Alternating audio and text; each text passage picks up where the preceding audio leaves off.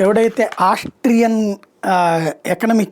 Economist గుంతర్ ఫెహ్లర్ John తాజాగా అతను ఏదైతే మొన్న కూసినటువంటి కారు కూత భారతదేశాన్ని ముక్క చెక్కలు చేయాలి, ఇక భారతదేశం అనేది చరిత్ర, భారతదేశం అనేటటువంటి పేరుని మార్చేస్తాం, ముక్క చెక్కలు చేస్తాం, రాహుల్ గాంధీని ప్రధానమంత్రి అయ్యేలా చూస్తాం అంటూ నాటోలో ఆస్ట్రియా భాగస్వామి అయినటువంటి వ్యక్తి మాట్లాడినటువంటి వ్యవహారం పెద్ద సంచలనమే సృష్టించింది. ఇప్పుడు అతనికి సంబంధించినటువంటి ట్విట్టర్ ఎక్స్ ఖాతాని క్యాన్సిల్ చేసింది, రద్దు చేసింది భారతదేశం. తద్వారా భారతదేశం ఇట్లాంటి దరిద్రుల గురించి భయపడే పరిస్థితుల్లో లేదు, అట్లాగే పనిష్మెంట్ అన్నటువంటిది స్ట్రాంగ్గానే ఉంటుంది అన్నటువంటి సంకేతం ఇచ్చింది. కాకపోతే ఒక బంగ్లాదేశ్ లాగానో ఒక శ్రీలంక లాగానో భారత్ని చేయడం సాధ్యమా?